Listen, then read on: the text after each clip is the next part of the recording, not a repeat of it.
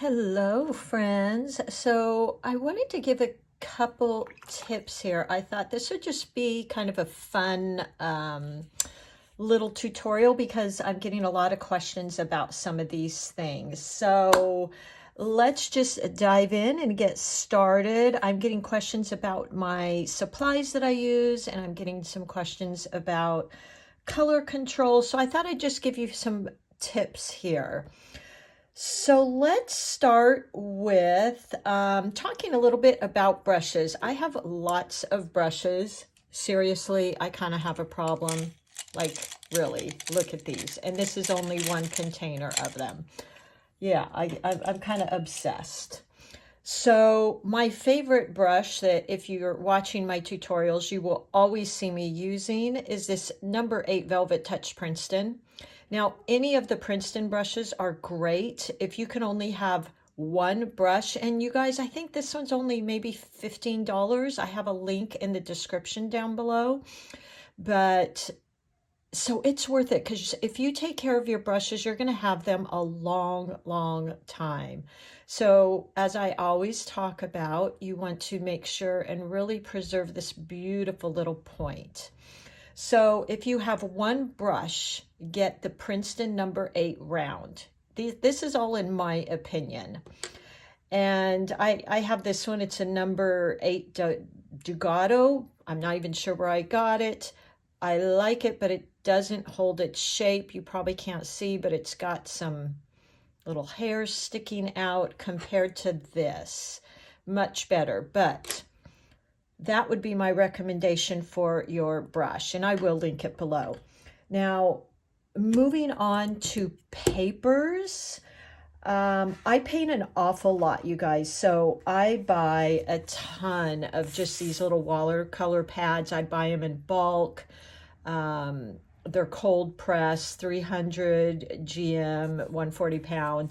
These are really just practice. I play with colors. I play with, different things, lines when I'm showing things to you guys. So this really, it's a decent paper, but and those are actually kind of cute, aren't they? Little sweet peas. But this, I have a ton of these around, and these are good. If you get a 300 GSM 140 pound cold press, you're going to be fine for starting out. If you'd like to move up a little bit more, I can't recommend enough. I've used Arches for years now. I paint so much. I can't afford to paint on this all the time, but this is a wonderful, wonderful paper, Arches, and it's also 300 GM, 140 pound, but it's just a really nice, toothy, textured paper that I love. That's that one. Now, there's another brand that you can get on Amazon. It's Strathmore, great paper as well. You could even buy one of these larger pads. I typically buy 9x12 or the little small notepads like this. But you could certainly cut these in half. So this is also a good one that you can find at Michael's, and you can also find on Amazon, pretty reasonable. What I would recommend is when you are painting, and I couldn't find my tape, so I did not tape this down, but just use a painter's tape, or you can use Scotch tape and tape down your paper when you're painting all along the edges here. And the reason for that is because your paper will tend to warp unless you're using a really good thick cotton paper like Arches or one of the really good ones, Legion.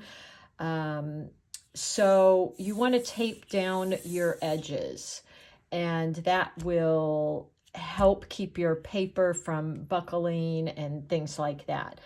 So that's that. My paint, I have this always linked. I'm always using the Winsor Newton. I use the little tubes of paint. One tube of paint for me will last literally forever. I've had this palette I don't even know how long. I've recommended it to a few of you. I like it because it's a nice size, but still has a lot of wells in it. And you can put this lid on. So when I travel, I can put that lid on. The other bonus here is I can close it up with a couple of my brushes in there. And I can even, I just found this out the other day when I traveled, can fit my little palette in there. I've had a lot of you ask me about my little custom palette too, and that is from a woman on Instagram named Mist Ceramics. You can find her link in my description below. She's on Instagram, but also Etsy, Mist Ceramics. And because I'm a flower freak, in case you didn't know, I had asked her to just do this shape and to add on these cute little daisies because I love my daisies. She also made me a large one like this, which is handy. And she put the little daisies on there. I added on these little rubber tips so it doesn't slide around. So there's that. But going back to the paint, so this is a great paint to start with. I think it's $40, but if you're going to really kind of get into this painting, it's a wonderful starter kit. It's from Winsor Newton. It actually comes with a little water brush. Let me see if I can find it, which are really fun to travel with. I use these a lot. So it comes with a small one of this, and you just fill this up with water, and you can paint without having to carry a water container with you. I actually really like the way that it paints. It does a pretty good job. I'm kind of surprised how well. So you can get that little fine tip. You can get the broad. Now it's doing that because I don't have enough water on my brush. So point, press. So as you can see, I mean, it's kind of surprising how well this little inexpensive, I guess you call it a brush, works. But you do get one of those with this kit. You can get these on Michael's. I have a link in my bio. Haven't figured out quite the affiliate thing, but I did link it. It has a lot of the colors I use. Don't really use the white. And you can kind of mix and match these. And it's actually a really good little travel kit too, that's small. Again, I use tube paints. So I buy the small tubes and I put them in there. And every time I paint, they're actually hard. But when you paint, you spritz them with some water, which I do before I paint every time. It reactivates them, and then you can use the top of the palette, the cover, to kind of use it as a mixing palette for your colors. So let's see, what else am I getting questions for? Before I paint, I always spray and activate my paints. Make sure you always have your paper towel. As far as water control, you know, I'm always lightly taking off the water. Now, I advise all my students have 2 containers of water because you want to have one to wash, and then you want to have another to clean, rinse before you're going into another color, because watercolors are so translucent. If you have dirty water, it's going to muddy up your colors. And then I'm always like, say, Puddles is not your friend in watercolors. So I have water here. I have some paint. Now that has a lot of water in it. So what I will do is just kind of dab it off. And then I've got a nice, beautiful amount of water. So you don't want these puddles. You just want this beautiful shine and sheen. Okay, that's how you know you have a good amount of water. Because if you're getting some puddles, what that's going to do is the mixing and blending of the colors isn't going to be as beautiful as it is if you've just got this beautiful layer of colors that has a sheen, no puddles. So, you know, scraping off your brush, not hard. And then once you get the paint, just kind of, you know, I dab to get some of that excess water off. Let's see, what else are you guys, inquiring minds, asking me about? The paper, you know, really, I feel if you're going to invest in one thing, invest in your paper. Get a good 140-pound cold press paper. It's really worth it. The other thing that people are not doing is, so I kind of showed you how much water. This is another example. Let's see if I can create it. If you don't have enough paint, let me get a darker color here. See what's happening there? I'm getting this dry brush effect. That means you do not have enough water. Now, there are some uses for this. I've used it when I lived at the beach and I was doing a lot of commission paintings with the surf and sand. I used this a lot, but typically I never use this. I use water, enough water, so that I have this beautiful, sheer, shiny coating of paint. If you can see that, that is the perfect amount of water. When I tilt the paper, there's no puddling, no pooling. Another little tip is in watercolors, always work from lighter shades to darker. You always want to start light, and then you do layers. Okay, so when you're painting your flowers, you'll notice when I'm painting, I will go over once it dries and I will add layers to my painting. You never can go backwards in watercolors. In oils and acrylics, you can kind of paint over something. In watercolors, you always start with a light layer. So keeping that in mind, another little handy thing that I have come across is I cut up my little strips of papers, and these make really good, before I do a regular painting typically, what I'll do is figure out my color palette. And so I cut up these little strips, and then I can, so funny, I always go to this pink. I'm gonna have to change it up or you guys are gonna get sick of it, I think. So, excuse me. I wanna maybe use this color, wash, rinse my brush, dab it off on paper towel, and then I maybe want to use that color. Isn't that gorgeous? Of course, that's my favorite color palette. And then get all that out, dab on my paper towel, you know, maybe this color in there. That would be a beautiful color palette for a bouquet of flowers. And then, you know, just playing with the greens. So I have so many different greens. Sometimes I forget what colors they are. So I'll say, okay, here is my olive green. Yeah, I like that.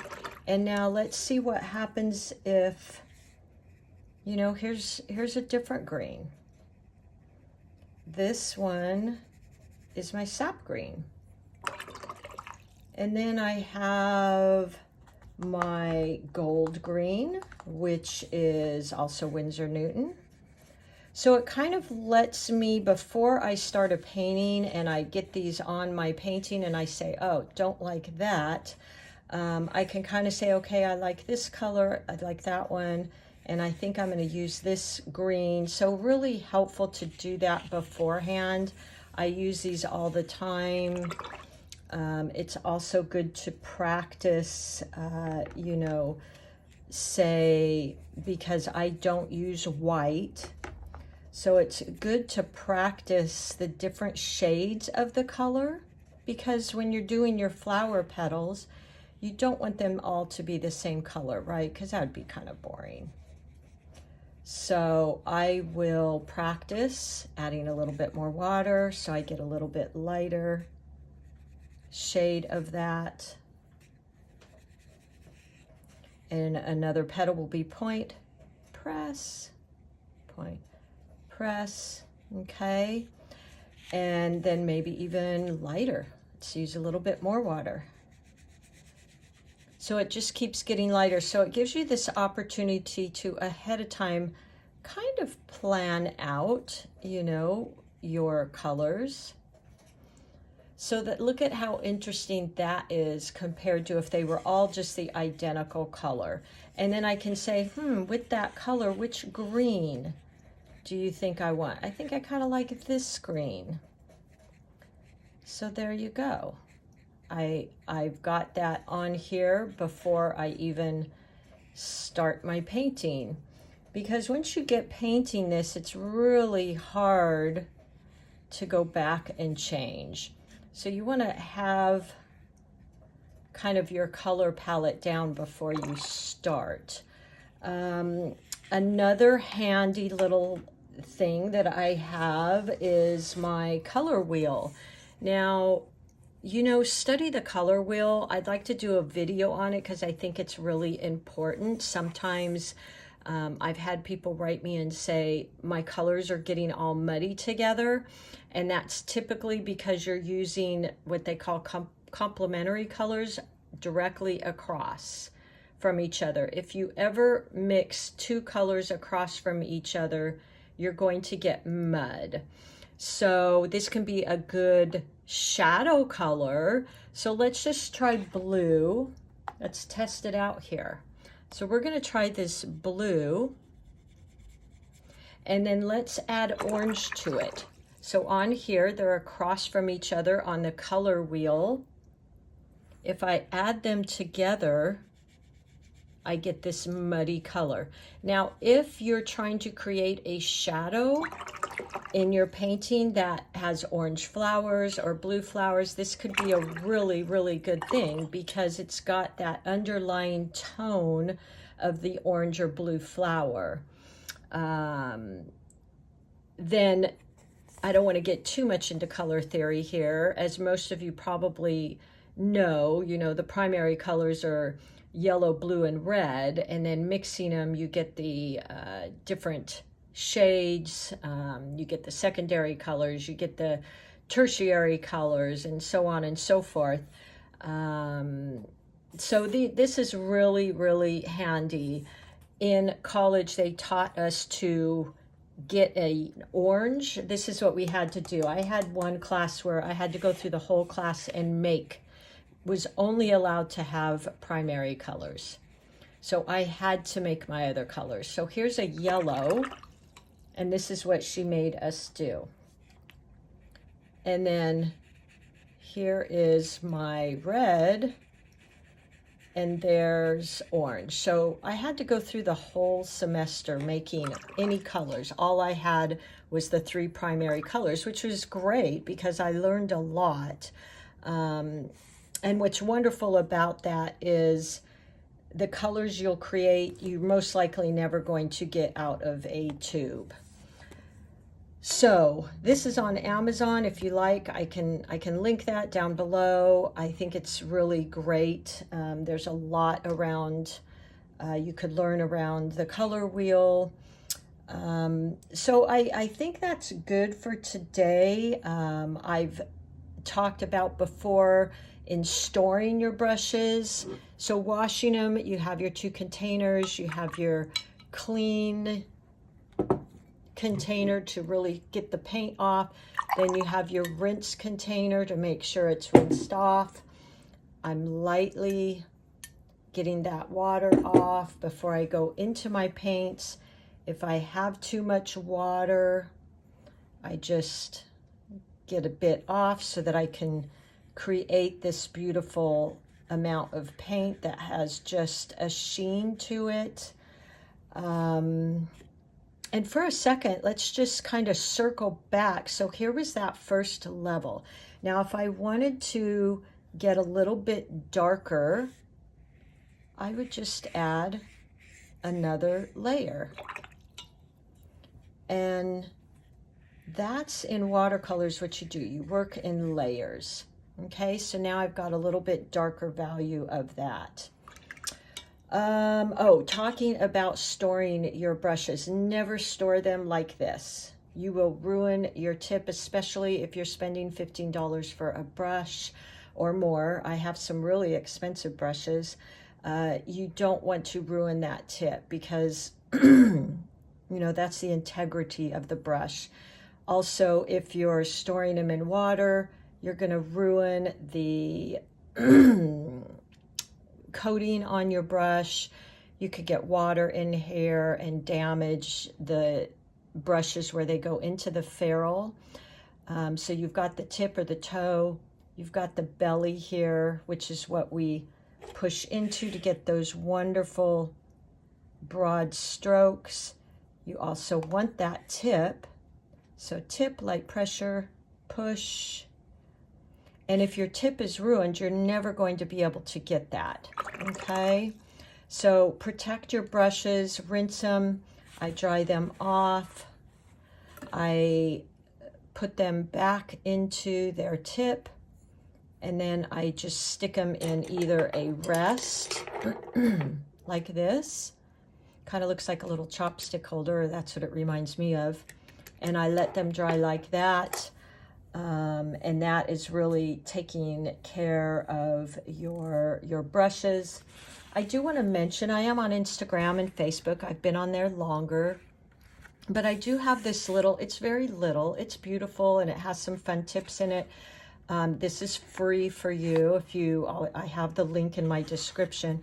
And it goes over some of the supplies, some simple strokes that I talk about a lot. So if you do get this free ebook, you just have to click on the link and I'll send it to you. It has a lot, I think it's a good reference that you can go through because it has a lot of what I talk about in there. So I think that's really what I wanted to share with you today. These are the questions I'm seeing come up a lot. If there's another question, please ask. We covered the paints. We covered the brush, the paper.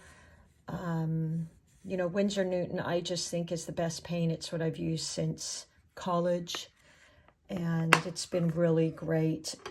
I do use the tube paints, but you can certainly buy these little pans. And I think that's it, guys. I hope this was helpful. I hope I was able to answer some of your questions. And please let me know how I can support you as a beginner. Holding the brush, I know some people have asked me, you know, holding your brush like your pencil is what you want to do, kind of lightly resting your side of your hand and moving your hand along. I don't know if you're like me, but I can get a little bit of a shaky hand. So when I'm doing a line, you know, I move my whole hand across the page like this. That's gives me a lot more control. Also, the farther down I hold it, the more control I have. If you're painting from up here, you know, that's good, but it doesn't give me as much control. I think that's it. If you're getting that thin line, really hold your brush up and down. I don't do that a lot in my videos because you can't see what I'm doing. The thicker lines, you're going to hold your brush at an angle and point the end of your brush in the direction that you're moving. And I think that's it, guys. If you have any more questions, I'm here to help you. I'm here learning with you. And I really appreciate you being here with me. So thank you so much.